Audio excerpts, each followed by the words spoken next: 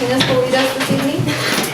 I pledge allegiance to the flag of the United States of America and to the republic for which it stands, one nation, under God, indivisible, with liberty and justice for all.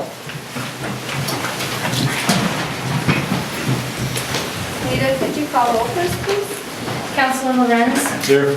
Councilor Schlebach. Here. Councilor Schrader. Here. Councilor Martinez. Here. Mayor Garcia. Here. A quorum is declared. Thank you. We do have some amendments to our agenda this evening. We would like to add under proclamations, communications, and appointments, the swearing in of our new police chief, John Rosecrans. So, and I swear. do you need to? I'll make a motion. Okay, all right. Second. Well, let me make sure. I make a motion to exclude the minutes from the consent agenda tonight until they can be corrected for the next meeting. Second. Any other comments? Nita? Councilor Schlebach. Aye. Councilor Schrader. Aye. Councilor Martinez. Aye. Councilor Lorenz. Aye. Mayor Garcia. Aye. Motion carries. All right, so moving on to proclamations, communications, and appointments. We have a request from Keith B. Hill to serve on the Valley 3 Theater Board. And I see Mr. B. Hill is here this evening, so if there's anything you'd like to add other than the email that we've all received. Was just willing to get involved in the community again. I've kind of been absent from being involved and decided I wanted to get back involved. So I picked something that's kind of dear to me. So Thank you, appreciate that. Wishes of the council? I make a motion to approve the appointment of Keith B. Hill to serve on the Valley 3 Theater Board. Second. Any other discussion? Nita? Councilor Martinez. Aye. Councilor Lorenz. Aye.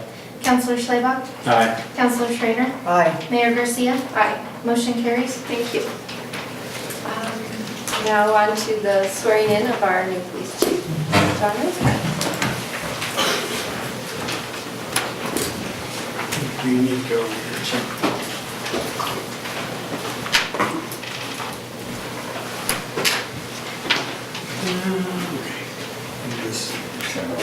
Yeah, I have to play for you. Okay, please raise your right hand. I, John Rosecrans, I, John Rosecrans, do solemnly swear or affirm, do solemnly swear or affirm, under the penalty of perjury, under the penalty of perjury, that I will support the Constitution and laws that I will support the Constitution and laws of the United States of America of the United States of America and of the state of Colorado, and of the state of Colorado, and the charter and ordinances and the charter and ordinances of the city of Monte Vista of the city of Monte Vista and the county of Rio Grande, and the county of Rio Grande, and that I will faithfully perform the duties and that I will faithfully perform the duties of chief of police of chief of police for the city of Monte Vista of the city of Monte Vista in the county of Rio Grande, and the county of Rio Grande, to which I have been appointed to which I have been appointed and upon which I am about to enter. and upon which I am about to enter. All right, congratulations. Thanks.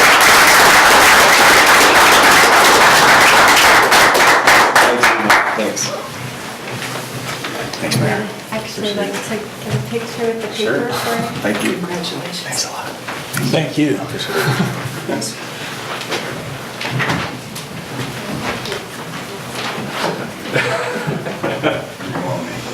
All right, Right. right there. Yeah. Sure.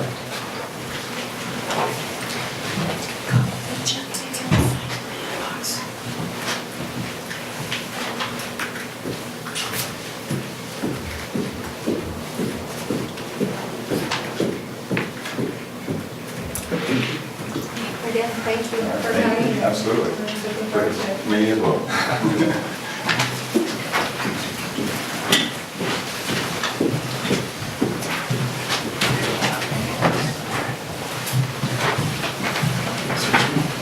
You can sign that and then give it to me, okay?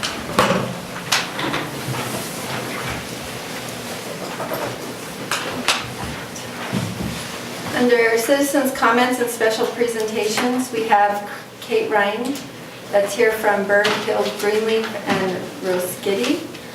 Did I say the last part right? Roskiddy? Roskiddy, for groundwater rules and the proposed settlement.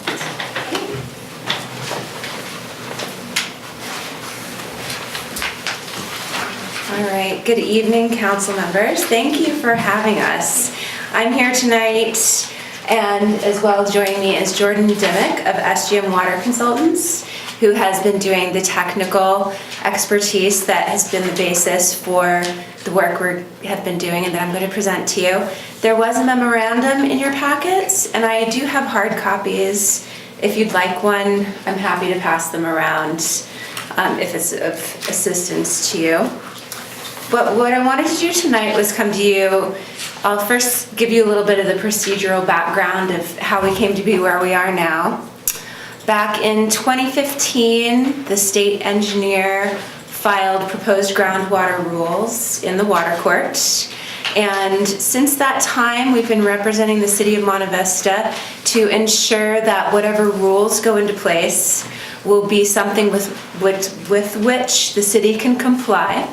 And we've been working with the state engineer to develop a set of settlement concepts that would be basically interpretations of the rules and would allow us to prepare a plan for augmentation pursuant to which the city can replace depletions from its groundwater rules. And so we've come up with 4 very important settlement concepts that we're going to use in developing a plan for augmentation that was filed separately from the groundwater rules case. And using that plan, Monte Vista will be able to replace any depletions attributable to its swells and will therefore be in compliance with the groundwater rules.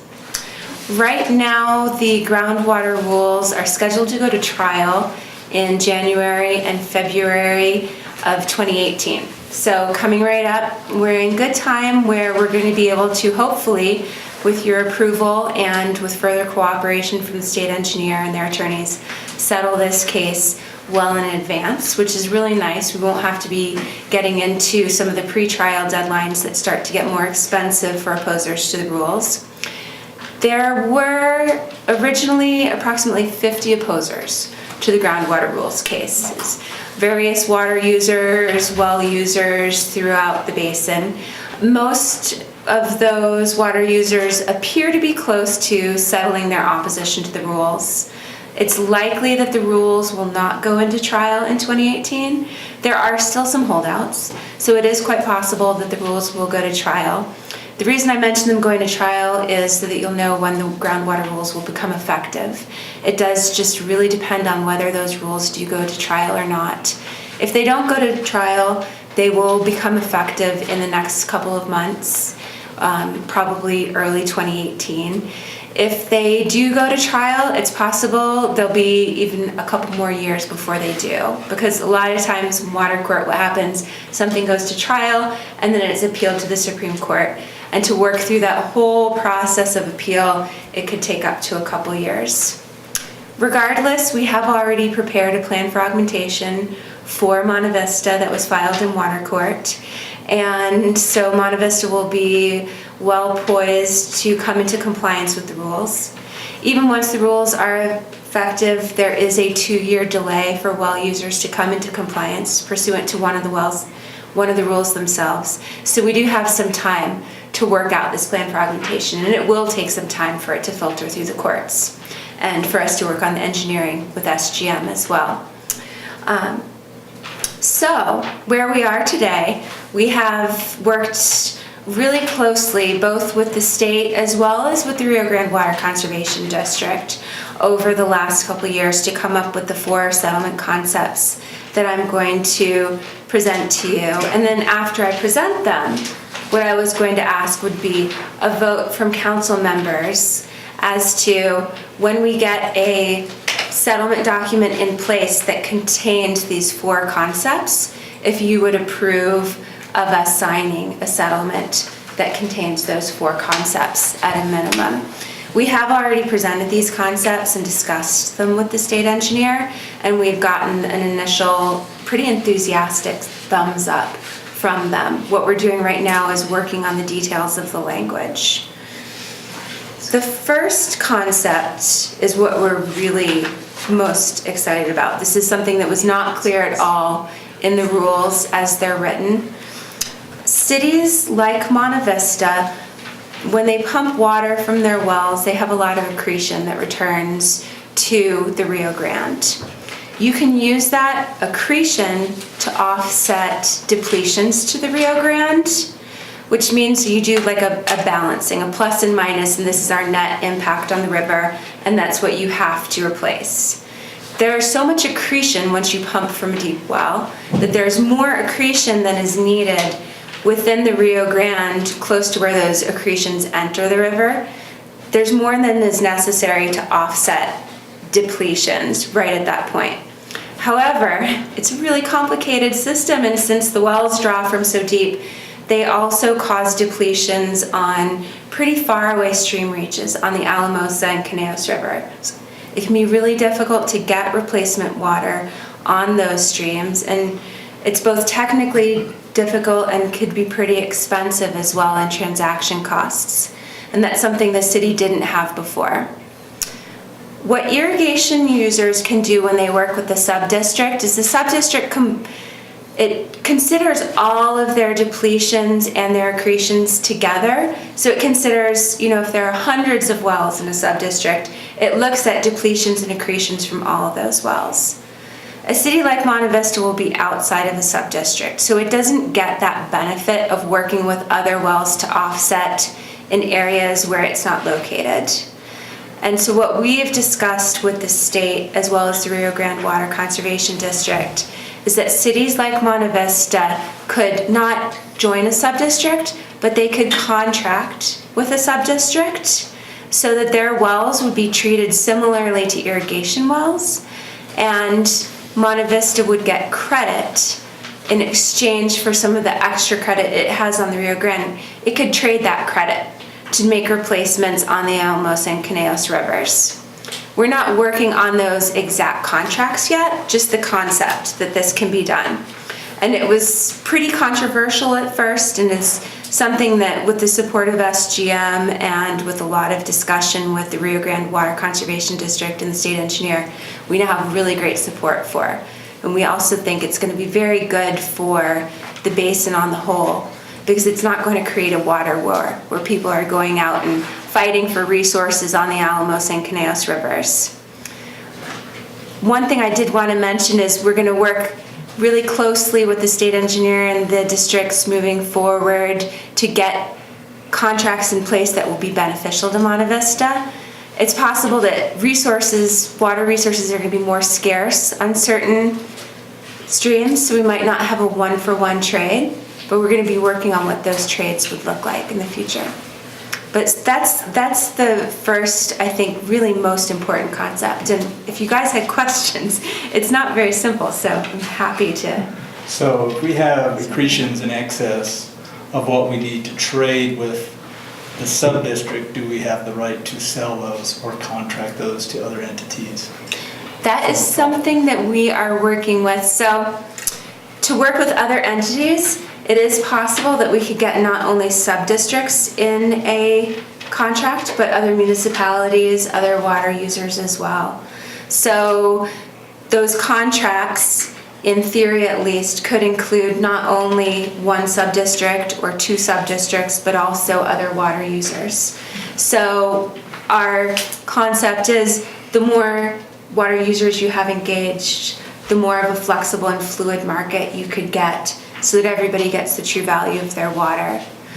Whether there could be monetary compensation is a question to be determined. We're working on a settlement concept that hopefully would authorize it. Whether it would be something that would be a realistic thing to acquire once those agreements start to become negotiated is a different question. I know, so you might have heard that Alamosa is under contract to sell some water credits, and a lot of water users in the state as well have piled on and said, no, That's not legal. That's not something you can do with those water rights. Monte Vista certainly cannot, in our legal opinion, sell accretion credits on an open market without an agreement of this sort. Our opinion is that they probably could get monetary compensation within the context of an agreement, and that would be something that has to be negotiated. It would be relatively controversial because there is a legal presumption that you cannot sell accretion if it's not decreed for that use. However, we think it's legally possible under this, and so we just have to work that out through negotiations, see what we can get. So Yeah. we can pay for depletions monetarily, but we can't sell accretions. Well, we'll see. I know, There's a that's- possibility. That's what I'm- And there's also, instead of outright selling, I think we look for as many benefits as you can get. Yeah. So say for instance, if a water right it looks like there is going to be a lot of accretion, both from municipalities and from other wells on the Rio Grande. So a 1 unit of water on the Rio Grande might not be worth quite as much in a trading scheme as one on the Alamosa River. So we're gonna have to bargain, a lot of bargaining to be done. Also the sustainability requirement. We could also get credit from the Rio Grande Water Conservation District and our sub-districts towards sustainability or towards replacement of future depletions. So I know it's starting to get more technical, but what I mean to say is there's a lot out there to bargain for. And in this settlement, we're just dealing with trading with sub-districts or other entities, and we're not talking about trying to move the water upstream for storage. Correct. Yeah. Not an Not exchange, an but a exchange. trade. Okay, So it would technically be an offset. yeah, Yeah. okay. Yeah. I can move on to concept number 2, but if you have more questions, I'm happy to entertain. Okay. Next concepts are, I'll be a little bit more brief. Number 2 is running credit towards the sustainability requirement. So confined well users pursuant to the groundwater rules are going to have to replace their depletions. They're also going to have to comply with what is known as the sustainability requirement. That means they're going to have to reduce pumping of confined wells to 1978 to 2000 pumping levels. For Monte Vista, working with SGM, it doesn't look like this is going to be a problem. Since you've done metering, there has been a general decrease in use. But what we have done, we want to make sure that City of Monte Vista has room to grow in the future. So if pumping levels do increase back up, that there's some flexibility in meeting the sustainability requirement. One thing that the state has said it would do is to calculate what a well user has done in meeting its sustainability requirement using a 5-year average. So on a 5-year average, you could pump a little bit more than you're allowed to under the sustainability requirement during 1 year, as long as during the following 4 years you pump a little bit less. Or conversely, if you pump less 1 year, you can pump a little bit more in the next 5 years. That's one thing. There was also a math problem in the way the state engineer had calculated people's sustainability requirements, and basically everybody's going to get a 10% credit towards meeting the sustainability requirement. That was point number 2 in the memorandum. Point number 3 has to do with calculating lawn irrigation return flows. So when water is delivered from a well to a water customer in the city, they usually use some of that water inside their house and some of the water outside their house for lawn and landscaping. When they use water outside their house, a certain amount of that water just basically returns to the river and is not counted as a depletion by the well on the river. The state uses a model, it's called the RGDSS groundwater model, and it makes an assumption on what the depletive effect of a customer using their Monte Vista water would be. And they basically say, well, if you're going to use a certain percent on your lawn, a certain percent is going to return to the river is lawn irrigation return flows, and we're just going to assume that's a set percentage. That set percentage is typically pretty accurate, but there's a possibility it could be changed in the future to something that wouldn't be accurate for Monte Vista. Or maybe there's a possibility that a certain percentage of customers in Monte Vista in the far future start to use their water differently for some reason. Maybe it's conservation measures. It could be something. So this is basically a backstop that's not needed right now. But in the future, if that lawn irrigation return flow use is different, then a water resource engineer like SGM would be able to go to the state engineer and say, your groundwater model is calculating that incorrectly for Monte Vista. We want to give you different calculations. And the state would be able to use those different calculations based on actual patterns of use in Monte Vista rather than the assumed percentages. Do you guys have any more questions, or I'll move on to number 4? Okay. Number 4, I'm going to turn it over to Jordan, because Jordan and SGM, Eric Bicus, they're the ones who've been really working on this, and they've done a very good job of improving the data that our GDSS groundwater model will use for Monte Vista to calculate the requirements that it needs to replace to the river. So we turn it over. Good evening. Thank you for having us this evening. Our pleasure, my pleasure. As Kate said, we had the exciting challenge of digging into the Rio Grande Decision Support System, the RGDSS model. And so in general, we found that it is an applicable tool for what the state engineer is doing in administering the groundwater here in the basin. And where we specifically honed in was the well construction records that Monte Vista has of its wells and how they compare to what was being modeled in the RGDSS model, along with historical well pumping inputs. And what we found was there were a number of minor errors, and there were a couple of larger inconsistencies that what we really wanted to do was make sure that the data that were in the model were appropriately representing Monte Vista's pumping. And as Kate indicated, the sustainability period, that's a really important period of use to characterize 1978 through 2000, and that's what the state engineer at this point is considering a sustainable water pumping level. And the data that the state engineer used was much lower than what we found to be historically true of what was pumped here. And so they had about 1,200 acre feet a year, and through our analysis and looking at records, we found it more to be about 2,000. So as Kate said, in working with the state engineer and showing them the data, they've agreed to modify the inputs to accurately represent Monte Vista's wells and historical pumping. And what we foresee is that sustainable amount that the city has will be increased, and as Kate said, will allow for future growth now that meters have been installed, and that the Public Works Department is working on conservation and water efficiency, that historical pumping will be basically a reserve for future growth. And at this point, the state engineer and division engineer have received it favorably and are in the process of incorporating it into the next round of the model. So, are there any questions on that? Thank you.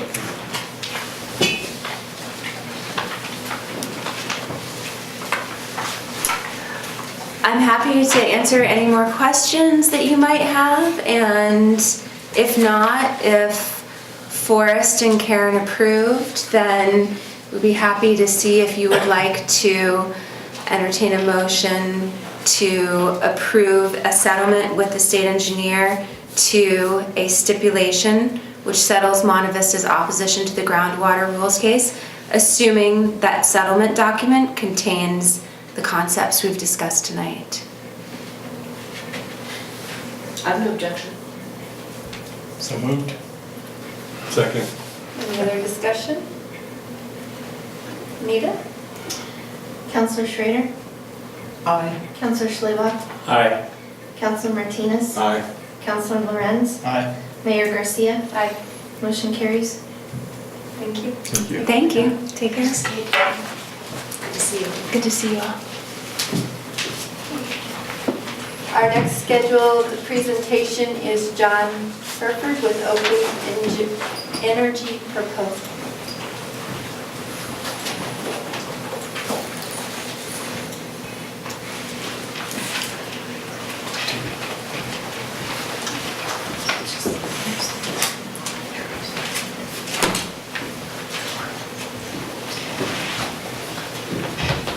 Good evening.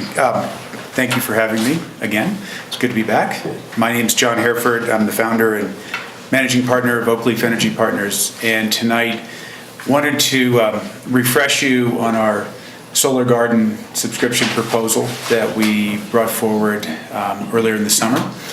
Give you a little bit of an update on where we are in the project and address any questions you might have.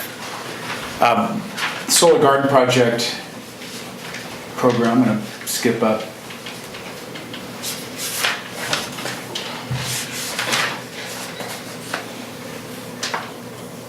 So solar gardens are a relatively recent evolution in the solar distributed generation solar program that's being offered by utilities around the country, specifically XL Energy here in Colorado.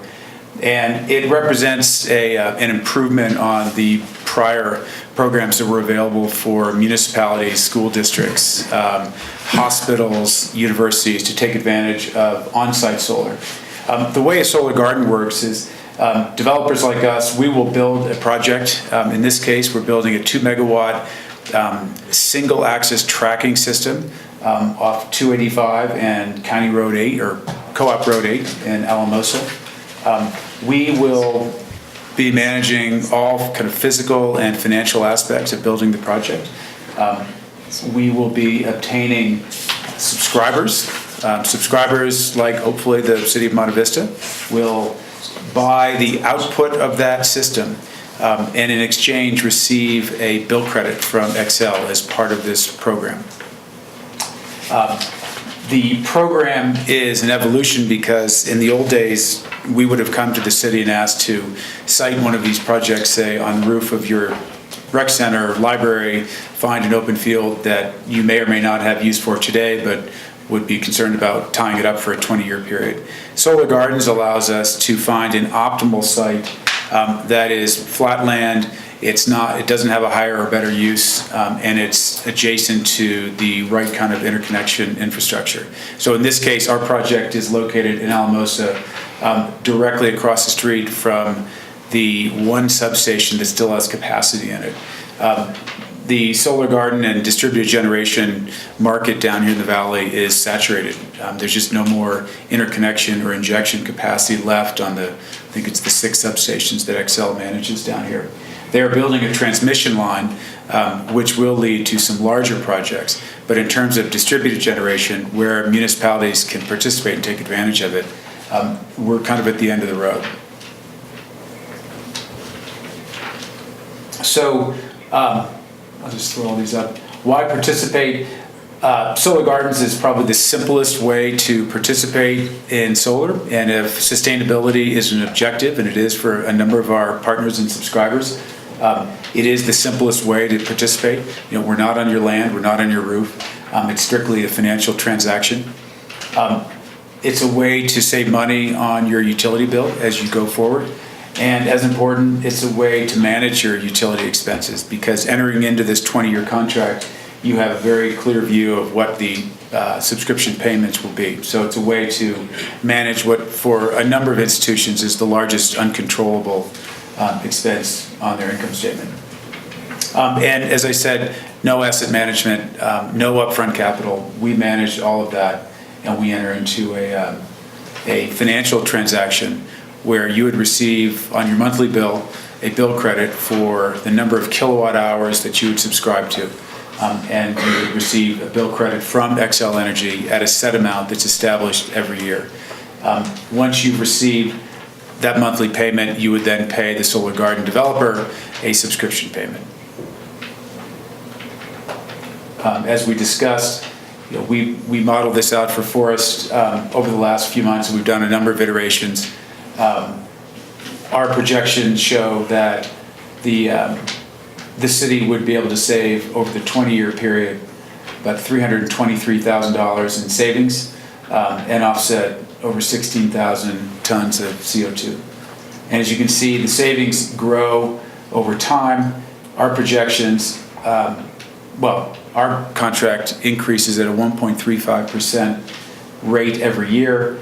XL is estimating that their tariff rates will go up 3.1%, which has been consistent with their experience over the actual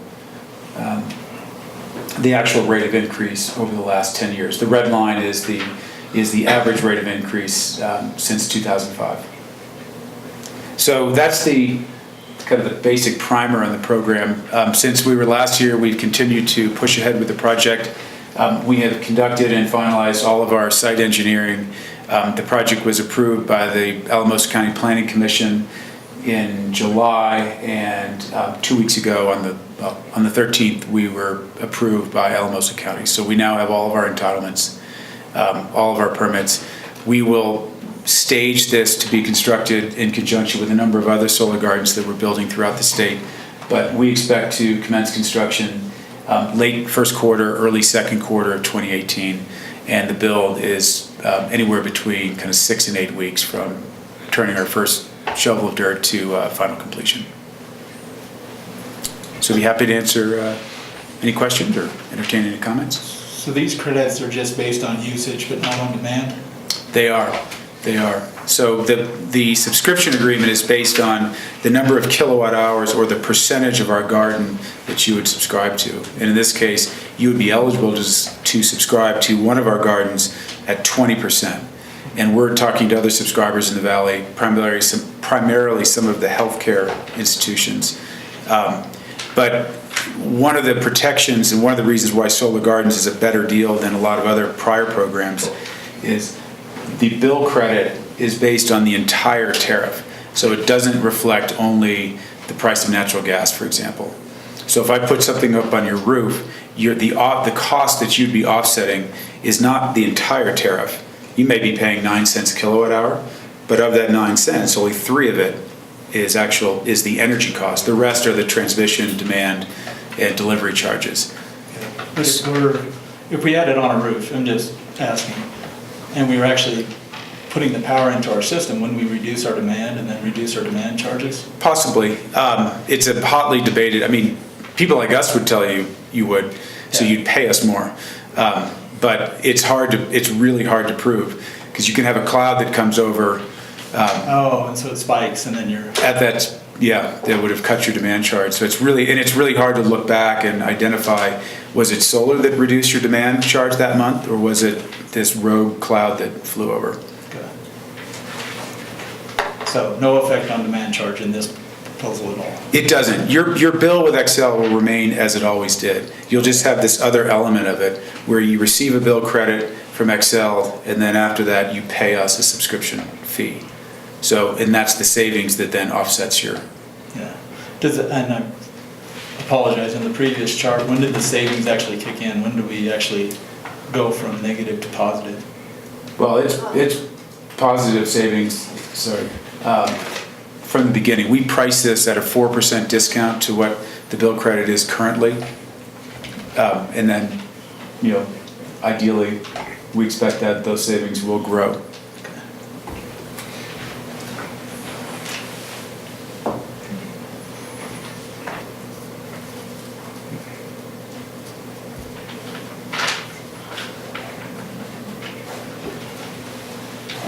Questions? And one other point I think Forrest and I talked about, if there's interest, this is the time probably to take advantage of Solar Gardens, because as I mentioned, the substations are filled and the program is being phased out by Xcel, and they're really moving towards a much larger scale of solar. How is Xcel paying more money than what you charge to produce the electricity? Are they paying us more money than what it costs? No. I'm just trying to figure out the math here, how they can pay us more money than we pay you for the electricity. They have what's called the RISA, and that's a fund that every ratepayer in Colorado pays into. It's a 1% surcharge on their bill, and it's been in existence since, I think, 1997. And that funds all of their renewable energy programs, including their wind source program, their large-scale solar. So that's what they use to kind of equalize their payments. But it is not they're at a 7-cent bill credit. That's pretty good pricing for them. They'll take that. For distributed generation power, that's a fair price. Okay.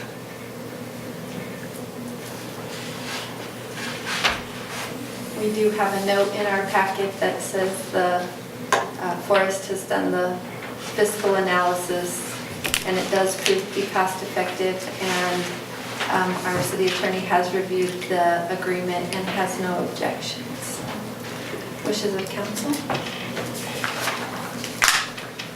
Madam Mayor, what we've actually asked the council tonight is if you're in favor of doing this, that we would kind of refine our negotiations with this provider, and we would actually bring you a finalized agreement at the next council meeting,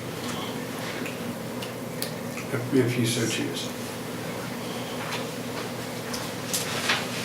So we're just approving you to negotiate this one. Yes, sir, that's correct. We have kind of a template of a contract that I've reviewed, but haven't filled in all of the details, so.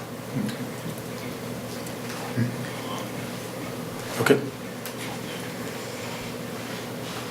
Wishes of council? Do we need a formal vote on this, or we just? To allow him to Negotiate. Yeah, to negotiate it. Okay.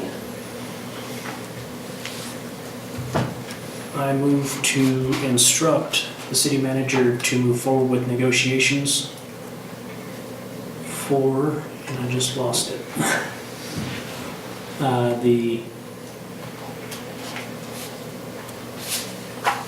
Just was right here for the Oak Leaf Energy proposal.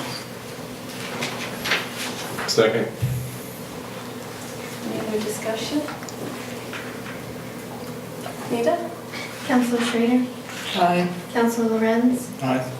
Counselor Martinez? Aye. Counselor Schleifer? Aye. Mayor Garcia? Aye. Motion carries. Thank you. All right. Thank you very much. Okay, next scheduled appearance is ASU Veteran Center. They're here tonight to do a presentation for the police officers with Kristen Salazar.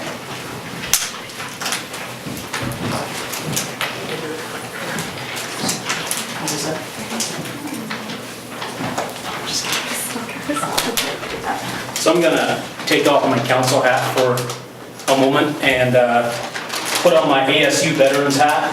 And Kirsten Salazar is the Veterans Coordinator at Adams State, and I work in the Veterans Center. And we did a small project in conjunction with the Kids Connection in remembrance of 9/11. I think all of us that are old enough to remember can probably remember right where you stood when you heard the news. And it impacted us all pretty, I mean, that's something I'll never forget. I remember being glued to the TV for hours. One of the things that stuck with me was the fact that while there were a lot of people running away from the buildings, there was also a small group that was running towards the buildings. And those were the people that were running right into the face of death. And they did it to protect and serve and save lives. And that has always left an impact on me. And so I know it's a little late, but we wanted to do a little presentation for the police officers here. We appreciate everything that you folks do. I think that every day you walk out there and you put yourselves in between us and danger, and we appreciate that. Thank you.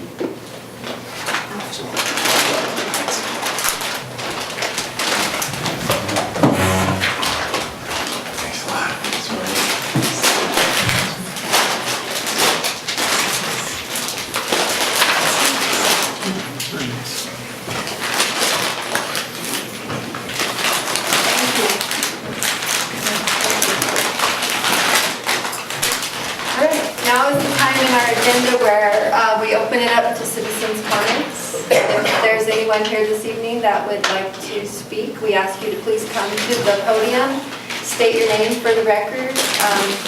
Please take into consideration that we cannot make any formal actions on citizens' comments, and we welcome your comments at this time.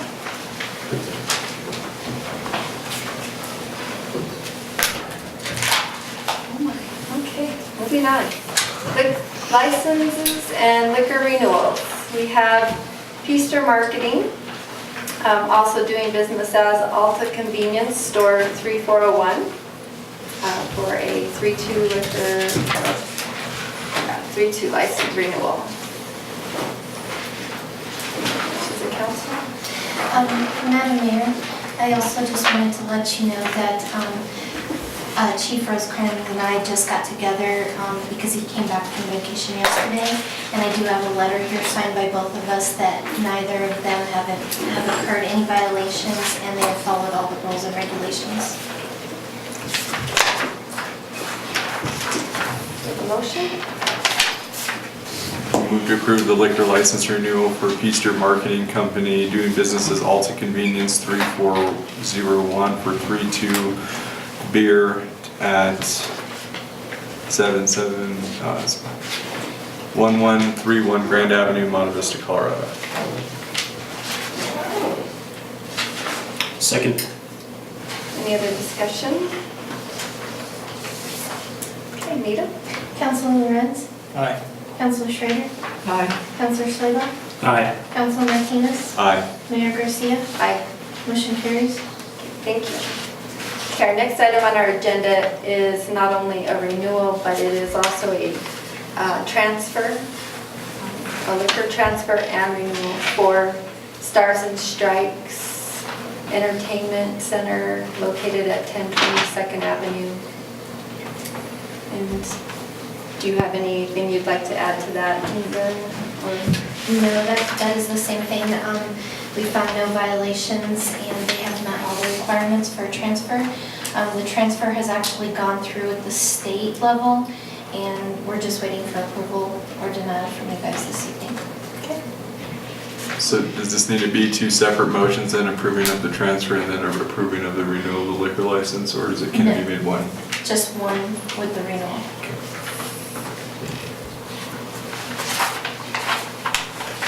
I move to approve the liquor license for Stars and Strikes Family Entertainment Center LLC, doing business at 1020 Second Avenue. Second. Any other discussion? Nita? Councilor Schrader? Aye. Councilor Lorenz? Aye. Councilor Martinez? Aye. Councilor Schleba? Aye. Mayor Garcia? Aye. Motion carries. Thank you. Next item is Resolution 10-2017, adopting Rio Grande County's hazardous mitigation plan. Wishes of council? Move to approve resolution number 10, 2017, a resolution adopting the Rio Grande County 2016 hazard mitigation plan. Question? Yes. On the agenda, it says 10-2017, and on the resolution is printed out, it says 11-2017. Mine says 10, 2017. I think that's the second That's the resolution. second That's the second one. This is, Second one? yeah. Okay, I'm sorry. So we have a motion, do we have a second? Second. Any other discussion? Nita? Councilor Lorenz? Aye. Councilor Schleba? Aye. Councilor Schrader? Aye. Councilor Martinez? Aye. Mayor Garcia? Aye. Motion carries. Thank you. Resolution 11-2017, which is a resolution to support, or offering our support for an application by Grid Alternatives Colorado to Xcel Energy for potential community solar project to benefit low-income households in the city of Monte Vista. This is related to our last speaker and their solar project. Move to approve resolution number 11, 2017, a resolution stating support for an application by Grid Alternatives Colorado to Xcel Energy for a potential community solar project to benefit low-income households in the city of Monte Vista, Colorado. Second. Any other discussion? Nita? Councilor Lorenz? Nay. Councilor Schleba? Aye. Councilor Schrader? Aye. Councilor Martinez? Aye. Mayor Garcia? Aye. Motion passes 4-1. Thank you. Okay, under contracts, agreements, and leases, we have our Public Works Director, Mr. Vance, here to discuss some spending options on the water capital fund. Thank you. Good evening. I wanted to talk to you guys a little bit about our water funds, and specifically our capital funds. Those funds specifically are for distribution and the other one is for treatment. This year, there was a budgeted amount of $120,000. The original idea was to try to replace the line that goes between Batterson back over to 6th. And to be quite frank with you, I just have not had time to do what I think I need to do to get a successful project in. So what I would like to discuss with you tonight and hopefully get your approval to is to change plans on you a little bit, spend some of the money but not all of it, leave the remainder in the reserves the way it's set. The first thing I'd like to do is conduct a leak detection study throughout the entire town. I've gotten some quotes. Leak Detection Services supplied us with a quote that's the lowest of $75, $55, $100 to go through town. What a leak detection study does is it gives us the foundation and the groundwork so we can more pinpoint where leaks are occurring, where a lot of water loss is taking place. It also, the way they do these, they will also let our residents know if they potentially have a leak in their service line. That all contributes to our water loss, and it's something that we've been working with Jordan as far as our water efficiency, trying to determine our production versus our water loss. So it lays a lot of groundwork for us, and for basically $8,000, that's fairly inexpensive for that. The second part of it, you guys have all seen my maps that we function. Our newest map is from 1976. Does not include any of the newer subdivisions such as the development right out here across the street, Terra del Sol, or any others. So Solar Avenue, we don't have maps of those. We don't have maps of Terra del Sol. We don't really have good maps even back here behind City Hall. So what I'd like to do is request your permission to put a bid out for GIS services. And that would have a company come in, pinpoint with a GPS unit every location of our valves, our hydrants, our curb stops, so we have that, we can produce a digital map, okay? I would roughly estimate that to be right around $40,000. So those are my proposals, and it can go more in detail. I would like, especially on the GIS, to request that to be put into a Google Earth compatible software. So when we get it, since we already have Google Earth on our computers, we can go ahead and download that same to those. It also gives our employees who are out in the field the ability on their smartphones, as long as they have the app, they can pull the same thing up. It gives us some versatility. So answer any questions you might have or concerns. Just a comment, Rob, on that. I remember the first time I saw one of those maps was when that line broke behind the church, and you showed me how bad they were, and to the point where all the fold marks that weared away all the ink there, you can't even tell what was what. And I think, like you said, I think that's planning for the future, definitely being able to still be able to print maps as things develop and update as we get it. That way you're not stuck with a map from 1976. Well, and by actually GPSing these things, I mean, we have a map that has no data. We have a pinpoint, a little thing on the map, but we don't know exactly necessarily where they are. There are no curb stops anywhere in town that's mapped.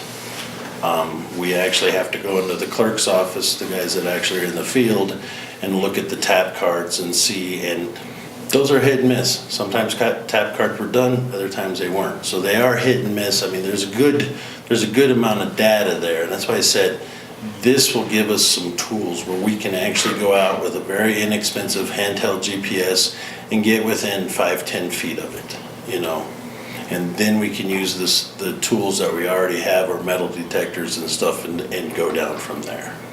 But right now we can say, well, there's a valve in this block on this intersection, but that's as close as we can get. And over years of paving and everything else, it's it's a crapshoot, especially at 2 o'clock in the morning, trying to go out and shut water down, so. So if I understand right, you're asking. I just need permission, like I said, the first one, the leak detection, that's within the city manager's realm to approve that. However, you did pass an ordinance that said anytime that there's a capital funding, you want to be informed of it, you want to approve it. So that's what I'm asking on that one. The second one is really just a nod saying, yes, you can go ahead and bid that, because that project, the larger GIS project, I will bid, I will then bring those results of the bids to you for formal approval. So. I make a motion to approve the leak study for the amount of $7,555. Second. Any other discussion? Nita? Councilor Martinez? Aye. Councilor Schrader? Aye. Councilor Schleybach? Aye. Councilor Lorenz? Aye. Mayor Garcia? Aye. Motion carries. Okay, and just, everybody okay with him pursuing bidding on the GIS? Yeah.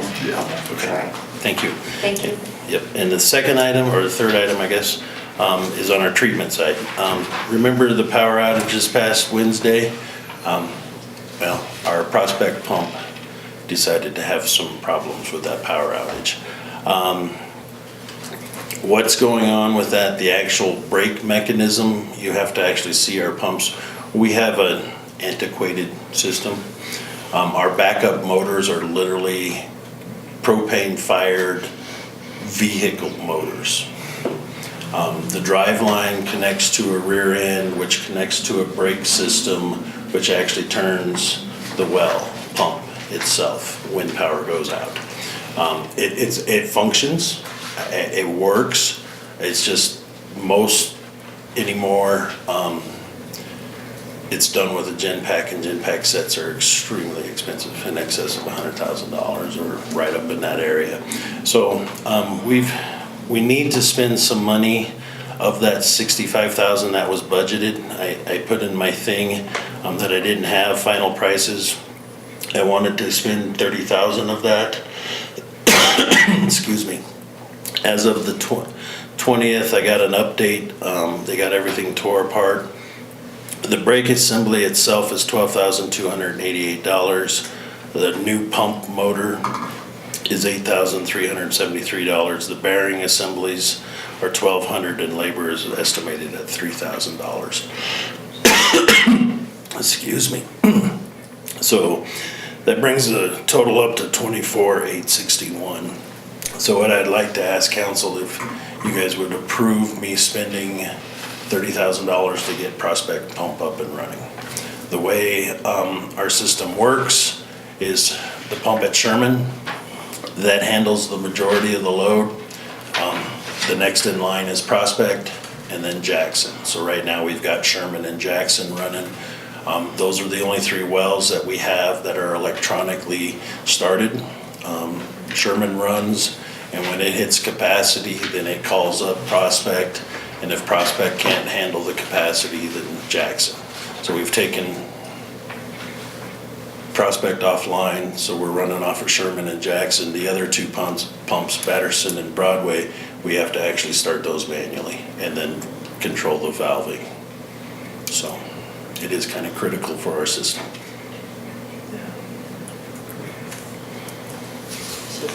Well, I make a motion to allow Rob to spend the needed money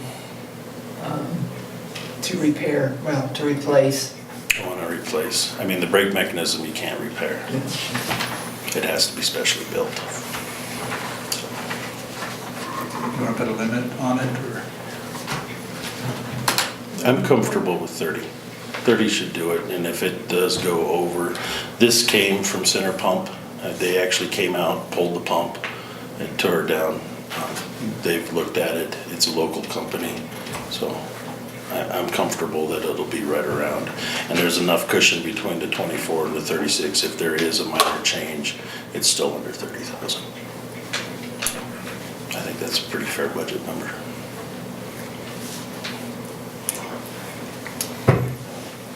We have a motion, do we have a second? Oh, we limited it to 30,000? You to add the. As 30,000. Okay, second. Any other discussion? Rita? Councilor Lorenz? Aye. Councilor Schleifer? Aye. Councilor Martinez? Aye. Councilor Schrader? Aye. Mayor Garcia? Aye. Motion carries. Thank you.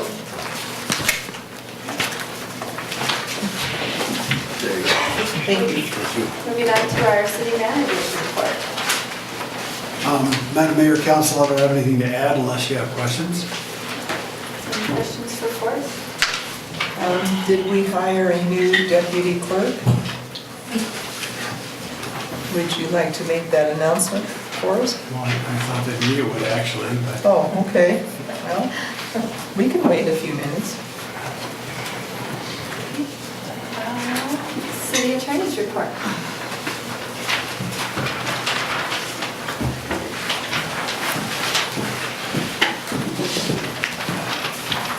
Good evening, everyone. I was working on the issue with the pickleball and tennis courts. I found that the LLC that originally did that work, they actually do have insurance coverage.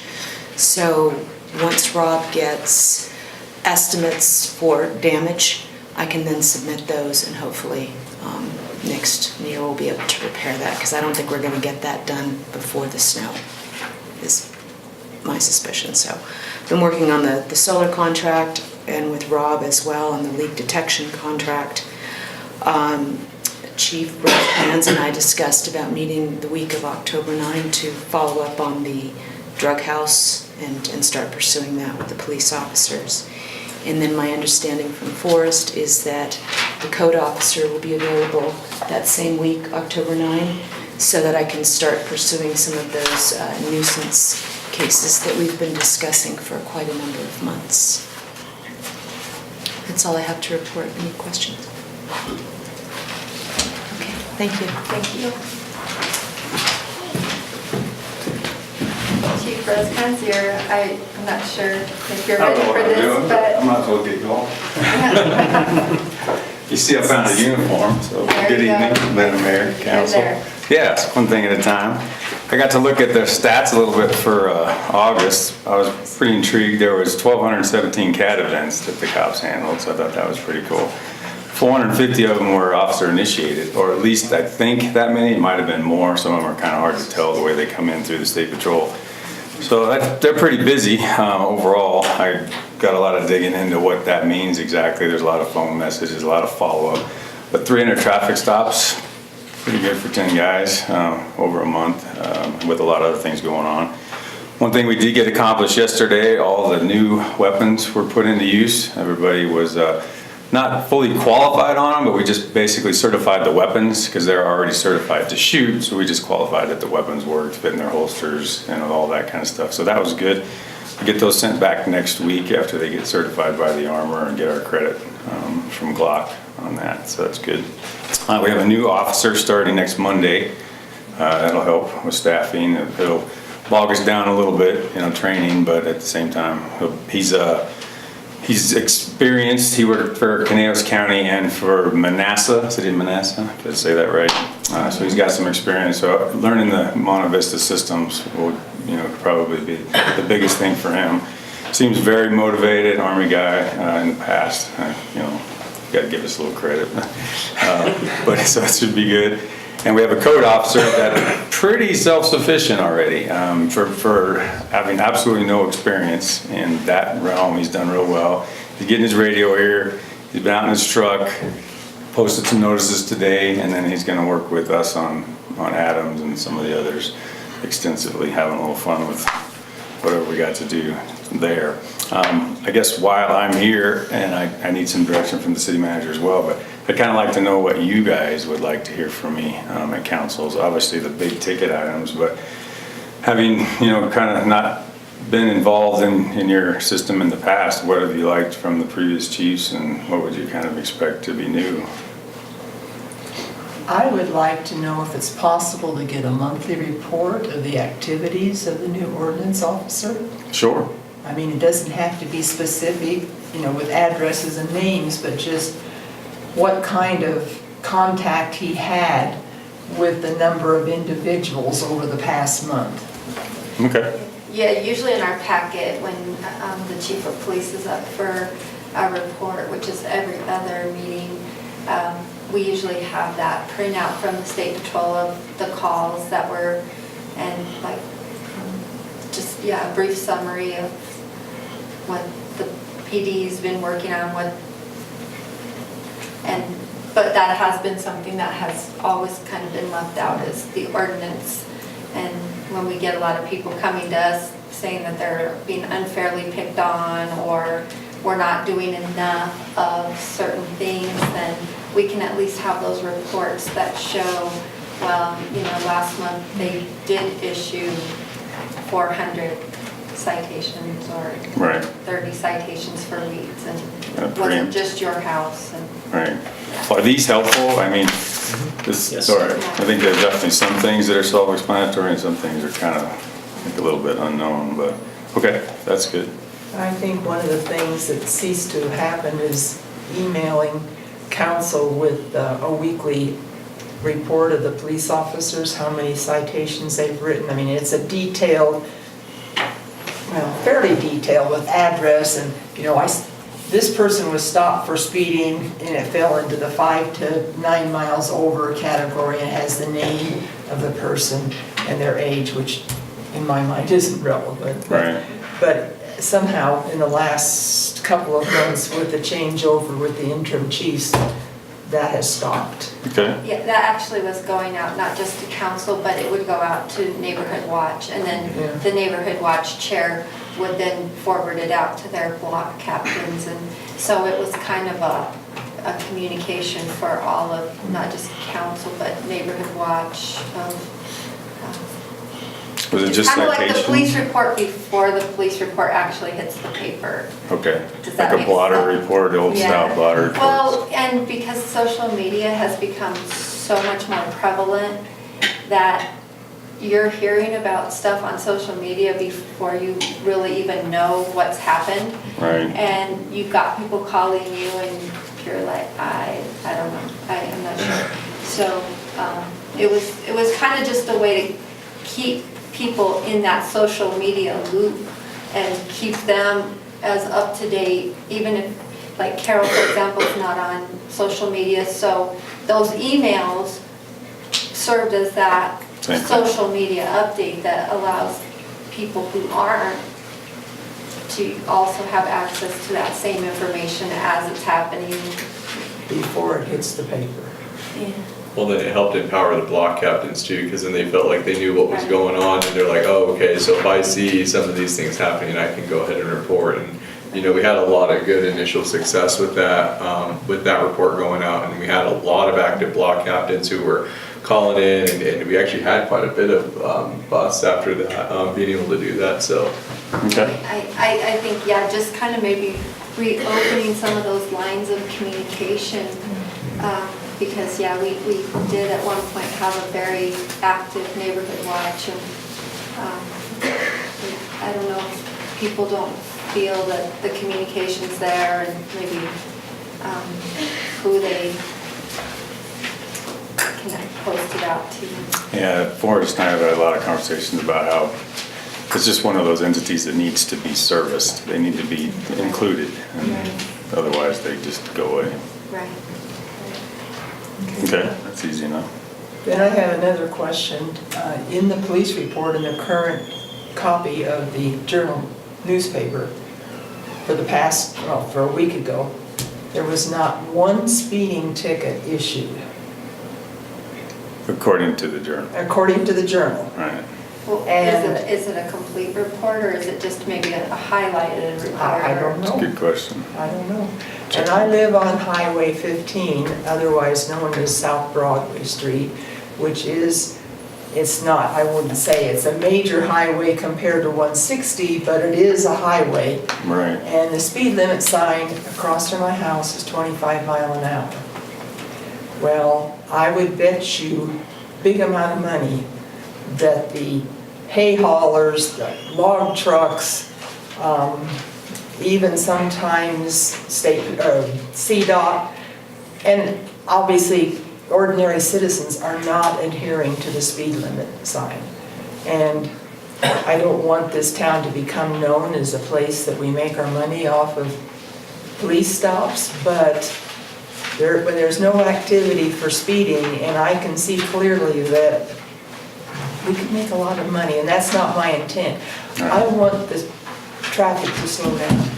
I would We have imagine. an elementary school a block north from my house, and yet if they hit the green light at 2nd Avenue, they're gone. I don't think the guys did any less, most likely just didn't get reported properly with Penny Leland and I'm only going by what I read in the newspaper. Big Zero. Yeah, Big Zero. All right, fair enough. Okay. Is there any other input you'd like to give? If you see trends going on that you think the citizens need to be aware of, to watch Sure. out for, it's a good place to get that information out. Absolutely. I think there's no question I'd like to kind of change a little bit of the focus as opposed to arresting and more just involvement with community. I think that the more you read about policing, that's really what's effective. And I know we're going to arrest people, there's no question. However, I think there's a different aspect that is proven to be not only more inclusive, but more effective. And that's kind of, I think, what you guys agreed with in the hiring process. So that will continue. It might look weird on stats at times, but I doubt it. I think there'll probably still be plenty of citations and arrests. Just the kind of the nature of the beast. But yes, I'll keep you informed on that and all the little stuff as well. All right, thanks a lot. Look forward to it. Thank you. All right. Thank you. Rob, is there? Yeah. I didn't know if you had anything. I actually do, so, Okay. it's right here, did it? So, I told you guys that I would bring you some ideas for our sweeper. So you have my written report that I'm happy to answer any questions you might have on the written report. Unfortunately, I was derelict and did not send you guys the maps. I will correct that on Monday, so you will have maps. But I did prepare some maps, and it just seems that every time I sit down to actually try to email them out, something else come up, and then when I got back, I'd forget. So I threw out 4 options. Let it load here. We'll go.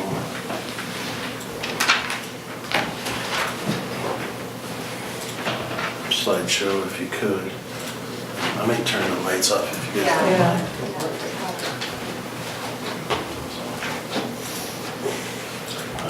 And just while things are loading, I'll just give everybody a little history. We have a 2011 Mega Wind Elgin sweeper that lost the main air assembly. The repairs on that, it's currently at the shop, but the repairs are right around $32,000. Plus on the way up, we lost the main fan on the actual engine, the fan clutch, which is another $2,000. So roughly $36,000 by the time everything gets done to get our sweeper up and running again. So what council is asking to do is come up with some ideas to try to prolong the life. You can figure it's a 2011 machine, and within 6 years, we lost the main fan assembly by doing our current way we sweep. So council's asked me to come up with some ideas. These are just ideas. There's 1,000 different ways. I just wanted to put some things on some paper so people could look at it, get some ideas. You guys can then feed me back with what you think, and we can develop a better plan to implement for next year. So with this is our current sweeping schedule. Whoop. What did I do? Okay. So each day has a different, oh, it's trying to change. It's automatic. Yeah, it's automatically switching on me here. Just pull up the first picture if you can. We won't do the slideshow. This worked great the other day when I tested this. It always works when no one's Yeah, looking. when nobody's looking. So, okay, so each day represents, or each color represents a different day that we're supposed to be out sweeping. The red being the downtown area. That's usually done Thursday to Friday mornings. So that's currently what we try to do in our system. We go Monday, Tuesday, Wednesday, Thursday into Friday, okay? This is a first option, which is basically doing a section of town a week. So like week 1 would be everything here. Week 2 is over here, the east side. So I call this the central town, west side, east side, and then the south, okay? So that has that, you see it's 4 weeks, it's one section of town. Estimated about 3 days of work. So we would lose approximately 13 hours on the machine a week on that one. The next one is doing a little bit better job with our downtown. That would get swept every week, which encompasses the schools, where the schools are, high school, keeping those areas clean, and then doing the other parts of town on a weekly basis. What that does, I would believe, would add a day to the week, but we would lose an entire week off of that. So it would only take 3 weeks out of each month to do that. Once we get out there and actually get to work, you can kind of narrow that down and get a more exact hour figure, okay? But approximately 40 hours off the machine a month. Option 3 would be to do once per week a section of town. So all of this, 3 days, and then this, and then we're done, and we'd save another week, so another 40 hours, a little different. This is once a month, I'm sorry. So basically, we go 1 week per month to do this, the next month we do this, the month after we do this section. So basically, a section of town would be swept every 3rd month. Okay, and it would probably take a week, maybe a week and a day to do that, okay? And then the 4th option would be worst case scenario. This is doing the core downtown, the main routes that people drive to our commercial centers, and our collector system. So Highway 160 all the way through town, the downtown, the school, Prospect right here out, and then right there around Big R and Top Value. That would be the worst case. That would probably take no more than 2 days. So just some ideas. Like I said, we can play with it. I will have you guys maps out there on Monday.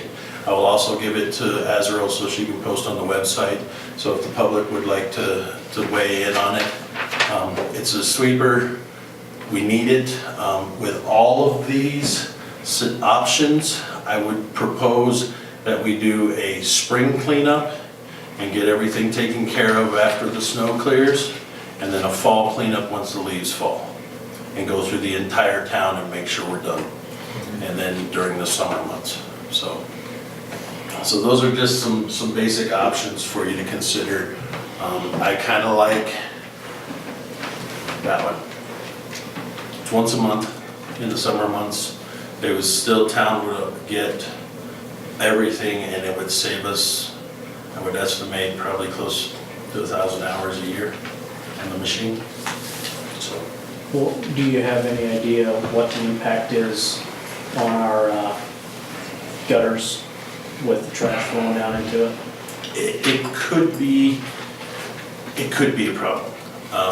The biggest season that I think, and this is historically like what we're in right now, when the leaves are starting to change and starting to fall, that would when we would just stop the option and just go and sweep up leaves.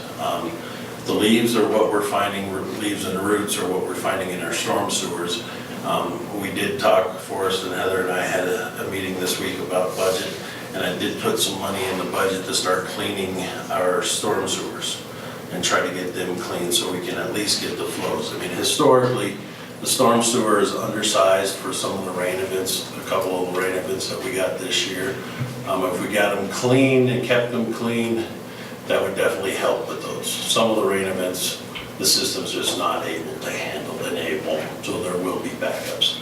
But I think this, if we were diligent on it, would keep most of the dirt out of there.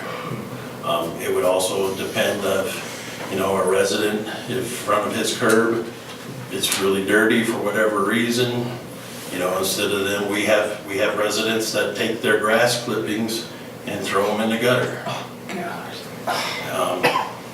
So, we have a whole gambit of things that happen. People will do some landscaping, they will leave their dirt and stuff in the gutter. Puts an onus on the residents in front of their property to keep their curbs clean. But this way they know when we're coming through, because the way we have it now with the current system, it's not very well advertised. So a lot of times it's really hit and miss. By any one of the other options, I would not recommend this one unless we just think it's dire straits. I think this does a disservice to our community. It keeps our commercial, but it really doesn't do anything for our residential sections. And that's why I said either one. This one's not bad. This is a good one too, I think. They provide the services to our residents and still be able to save that machine and prolong that. A $36,000 repair is hard to swallow. It's extremely hard to swallow. Trade-in value for the audience on that machine is $48,000. So it was $350,000 new. Trade-in value as it's set when it broke was $48,000. After the repairs, the trade-in value is at $65,000 to $70,000. We're not making any money. So the idea is to keep this machine as long as we possibly can. So, and these are some options in which we can do that. So, any questions? Concerns? All right. Thank you. Thank you.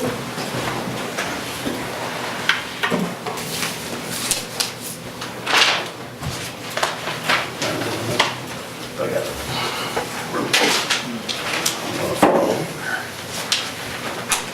Thank you.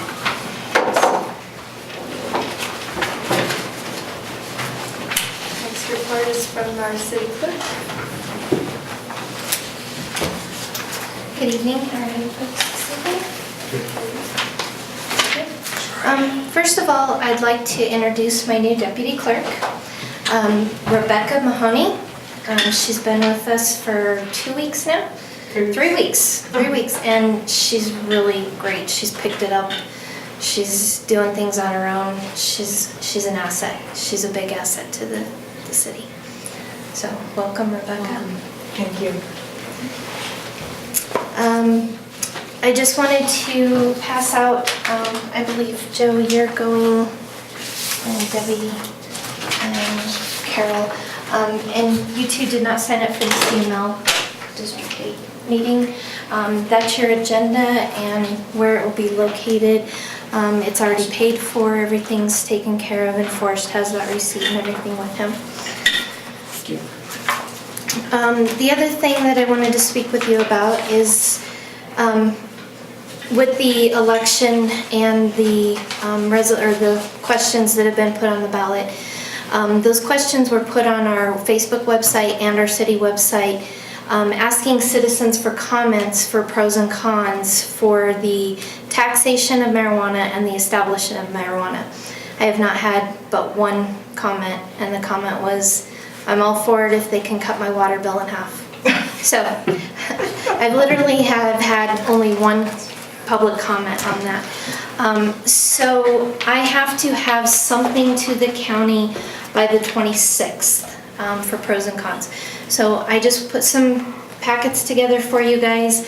If anybody wants to take on that and write a pros and cons, please let me know. I printed out an Amendment 64 with their pros and cons, the taxation information that Colorado estimated for taxes. You're very welcome. you post that on the website? Yes, and I'm going to post that on the website as well. And so this is all on there for you guys to review, and I will get that posted on the website this evening. I'll email Israel and get that on there as well. But these are just different pros and cons that I've pulled up from other cities for you to take a look at, and if somebody wants to tackle that, like I said, I do have to have that into the county by the 26th. Other than that, just been working on court and training Rebecca, and that's about it. Anybody have any questions? Once the pro-con list is approved, we're gonna have those up at City Hall and available, both on the website and up at City Hall for the citizens to come by and grab those if they want. But I'd also recommend maybe like the resolution that's pending and maybe a layman's term version of the ordinance that's a little easier to read than the 30-page document that we have. Absolutely, and what is posted on the Facebook page and the website is just the questions. That's all that's on there. So yes, absolutely, I will make that all available for the public. Awesome. Thank you. Anything else? Thank you. John, was there anything you wanted to add to the IT report?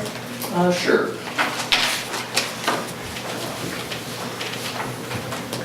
Evening, Council. Good evening. Good evening. First time. You'll obviously find the report in the packet. The only thing I'd like to bring up is that we are exploring better options for payroll in an effort to modernize and automate the whole process. One of the potential vendors is ADP, and if we do go with ADP, the city of Alamosa can provide the time clocks for the city of Monte Vista and greatly reduce the cost for the city. And aside from that, are there any questions? Are those locks working well with the? We're having one issue with the lock up front, the double doors at the PD. Next time we're out there, next time we're out here, we're gonna replace that lock with the brand new model and see if that doesn't resolve the issue. But aside from that, people seem to like the locks. Thank you. Thank you.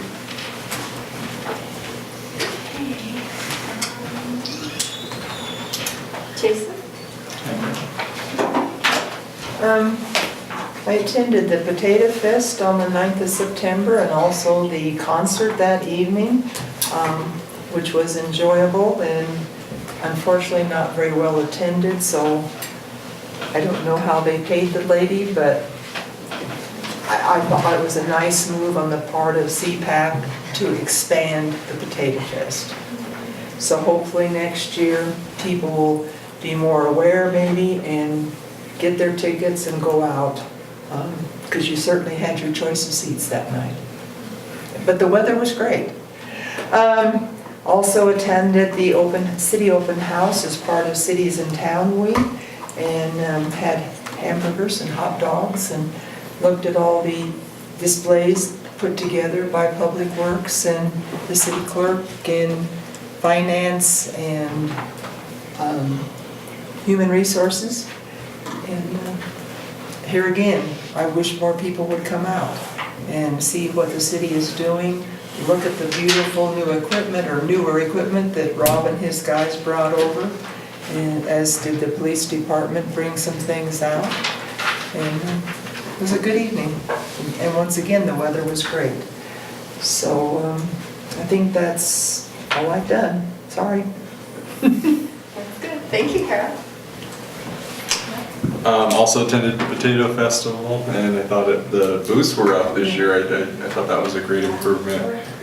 Yeah, and also attended our open house, and I think it's a good good experience. I also liked the drone that was out there and being able to test out some of the new toys with the city, and I think that's a great improvement, kind of picking us up into the new age with that and being able to document some of our events and everything. I think it's going to be good.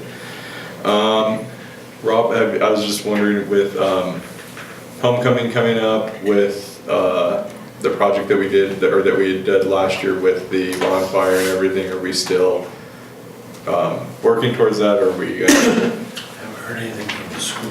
Got a phone call today. Okay. I didn't get to talk to you, it was late this afternoon, so we'll get Rob together with, We have plenty of talents we can make a bonfire.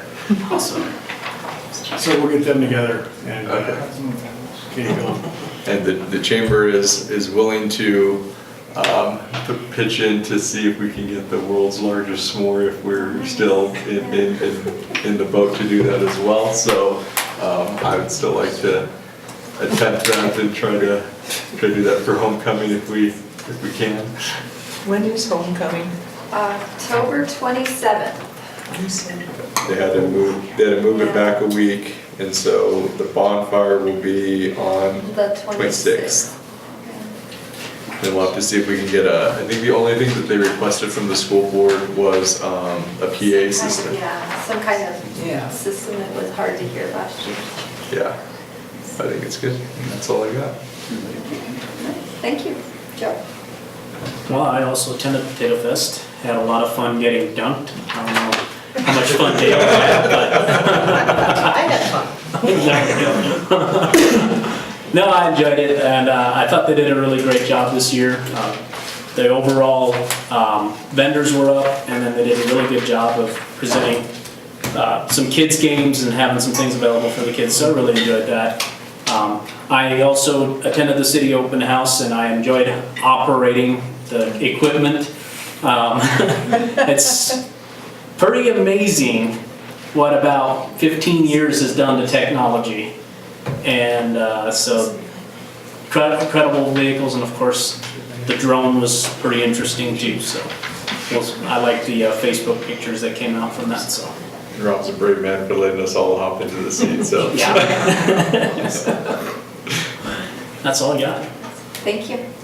I just have a couple things. Carol and I attended the holiday festival meeting last Wednesday. We've got a lot of new activities and ideas planned for this year, and I'll be meeting with the new chief and going over some of those ideas and how we can work to make that better.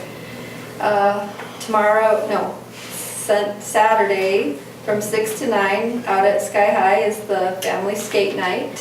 So we encourage everyone to attend that and go out and skate with your family and have a good time. That's being put on by the Parks and Recs department, so we want to support them as well. And that's all I have. So, do we have a motion to go into executive session? Move to go into executive session for a conference with the city attorney for the purpose of receiving legal advice on specific legal questions under CRS section 24-6-4024A. Second. Any other discussion? Nita?